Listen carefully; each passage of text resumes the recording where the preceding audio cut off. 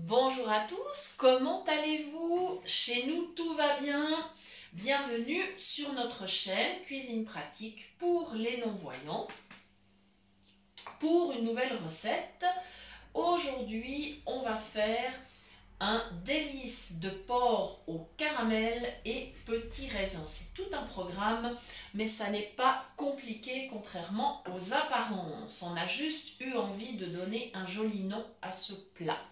Voilà. Alors, il nous faudra du filet de cou de porc. J'en ai pris 600 grammes. Il nous faudra de l'huile pour faire revenir la viande, du sucre, 3 cuillères à soupe pour le caramel.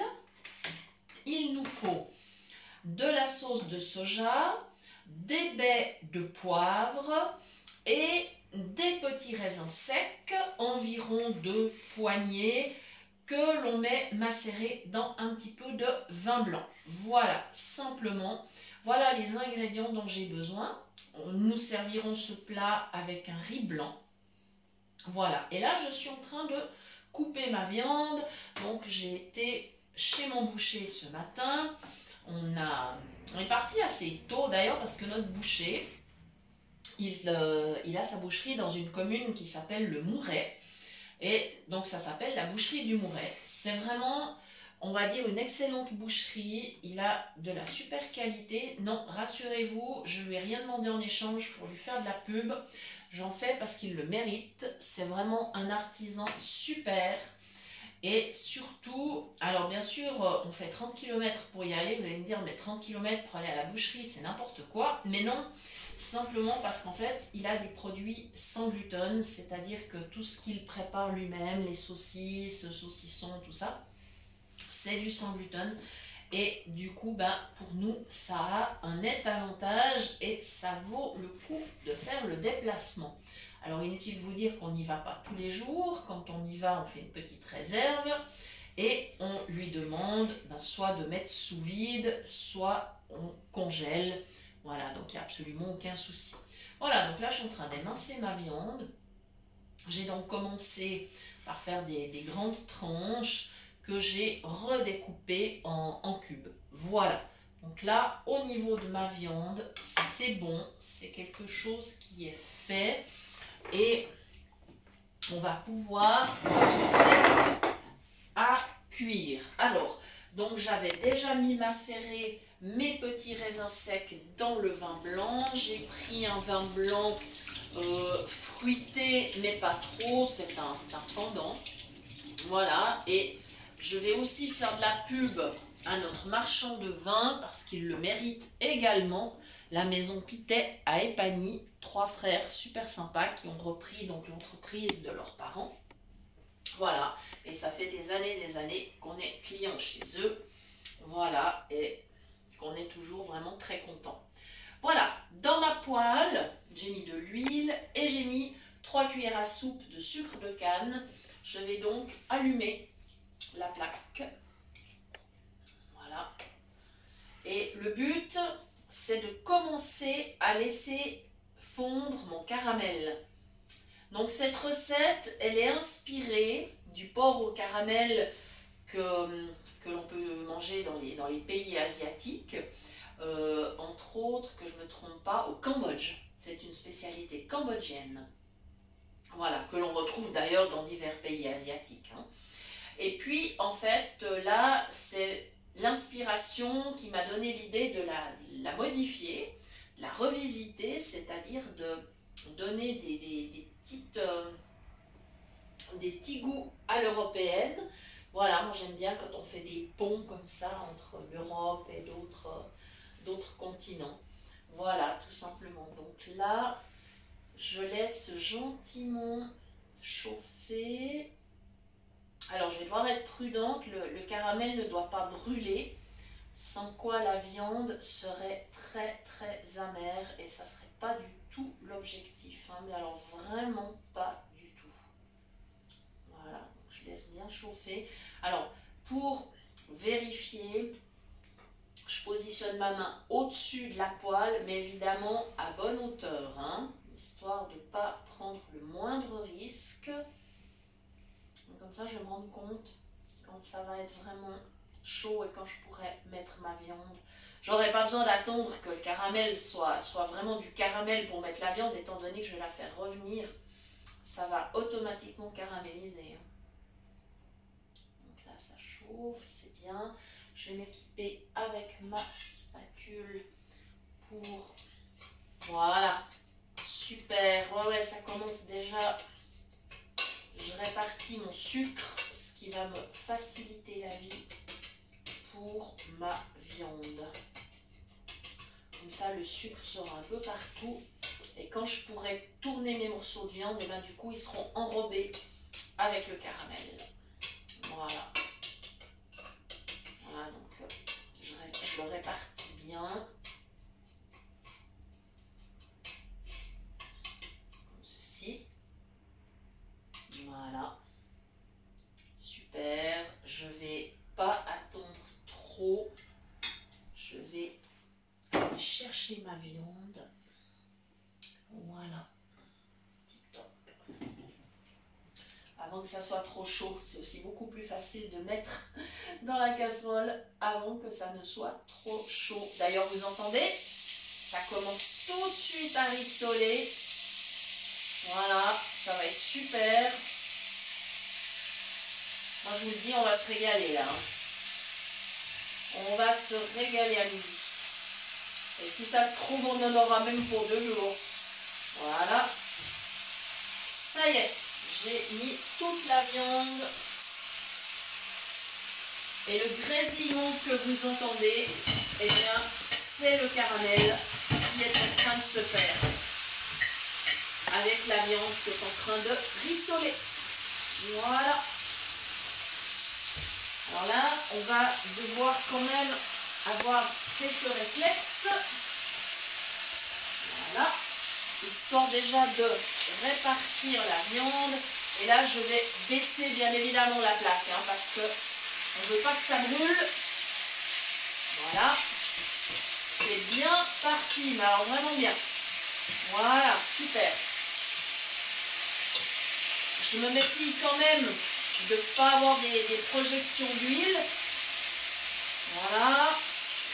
Mais ça se passe très bien. Ça ne colle pas. Ça se passe super bien. Voilà. Je garde une main sur le bord de la casserole pour être sûr qu'elle ne se déplace pas, qu'elle ne bouge pas, qu'elle reste bien sur le feu. Voilà. Et avec ma spatule, je tourne mes morceaux. Voilà. Je suis prudente, c'est indispensable. J'ai pris bien sûr une poêle à bord haut, comme toujours. Ça, j'ai pas de risque de renverser mes morceaux à côté. Je préfère bien évidemment qu'ils restent dans la poêle plutôt qu'à côté. Hein. Voilà. Là, je trouve que ça va vraiment bien. Je remonte un petit peu mon feu sans exagérer quand même. Voilà. Et là, c'est super parce que mes morceaux, ils vont être enrobés par le caramel, mais ils ne vont pas brûler. De toute façon, je vais déglacer la sauce bien avant. Hein. Je ne vais pas attendre que ça brûle. Voilà, donc on fait quand même attention parce que le caramel, c'est chaud. Et au moment où on va déglacer la sauce, on va respecter quelques règles de sécurité. Ce sera nécessaire. Voilà. Comme ceci. Pendant que ça continue à revenir dans la poêle, je vais pouvoir mettre de la sauce de soja. Je ne vais pas exagérer. Du coup, je ne sale pas. Hein. C'est pas nécessaire. Alors là, bon, j'ai le fin fond d'une bouteille. Voilà, celle-là, elle est vide. Mais j'en ai une autre sous la main. J'avais anticipé. Voilà. Et là, à l'oreille, je vais écouter. Voilà. Comme ceci. Voilà. J'aime bien cuisiner avec la sauce de soja. C'est une sauce de soja sans gluten, hein, bien évidemment. Ça, par contre, méfiez-vous, parce qu'il y a facilement, effectivement, du blé dans la sauce soja. Donc, il faut bien faire attention d'en acheter une qui n'en contienne pas si vous avez des problèmes avec le gluten. Si ce n'est pas le cas, évidemment, vous aurez moins à vous méfier. Voilà, ça sent très bon. Je laisse encore revenir gentiment. Voilà, alors bien sûr là on est loin du plat d'origine, hein. Il y a juste le départ de la recette qui ressemble. Bien évidemment que les Asiatiques ne mettraient ni raisin sec ni vin blanc. Mais c'est aussi intéressant de revisiter les recettes, d'avoir une petite originalité. Voilà, ça sent bon, c'est très agréable, l'odeur est vraiment super. Voilà. Et là, je vais pouvoir ajouter mes petits raisins, mon vin blanc que j'avais préparé dans un bol. Je vais voir d'ailleurs où ils en sont, mes petits raisins, s'ils se sont bien réhydratés. Ah ouais, c'est super. Et puis, de toute façon, ils termineront de se réhydrater dans la sauce. Voilà, donc je me positionne avec le bol au-dessus de la casserole. Je verse délicatement. Voilà. Et comme mon feu n'est pas trop fort, hein, je vous parlais de la sécurité tout à l'heure par rapport au caramel qui est très chaud, qui peut gicler, faire des éclaboussures. J'avais pris la précaution évidemment de baisser mon feu pour ne pas prendre de risques. Voilà.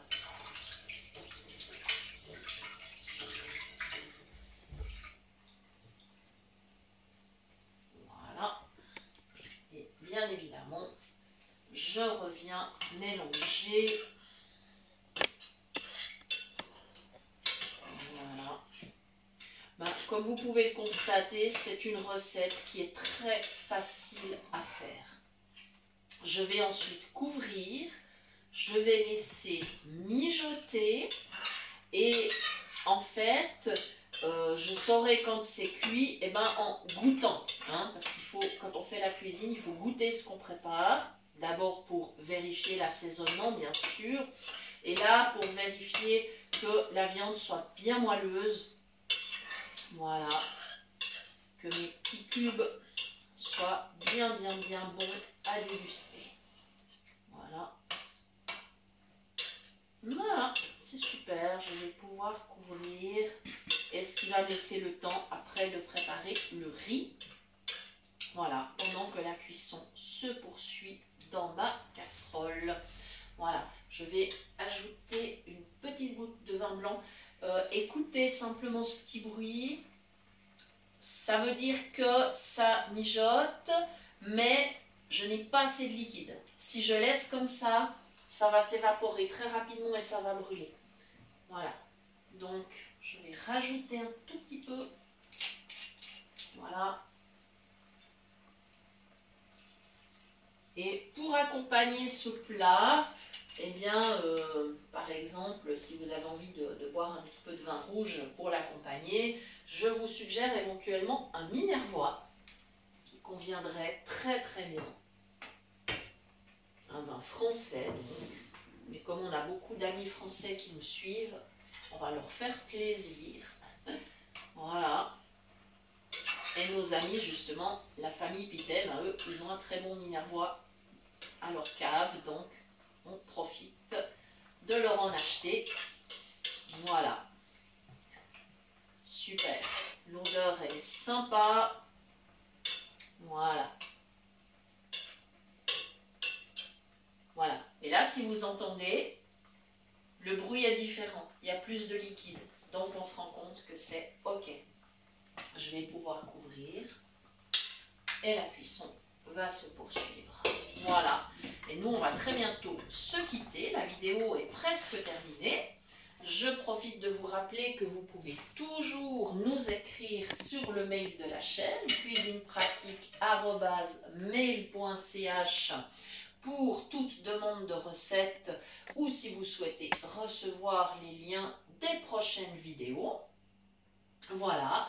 Et puis, vous trouverez en lien dans les commentaires une suggestion de dessert pour accompagner donc ce plat. Voilà, n'hésitez pas d'ailleurs à nous mettre des petits commentaires pour nous dire si vous aimez ce type de recette ou si vous cuisinez différemment ce délice de porc au caramel. Ça nous intéresse toujours de connaître d'autres versions des recettes que l'on vous présente. Donc merci infiniment de nous avoir suivis. Nous vous souhaitons un très bon appétit et nous vous disons à très bientôt pour de nouvelles idées cuisine. Merci.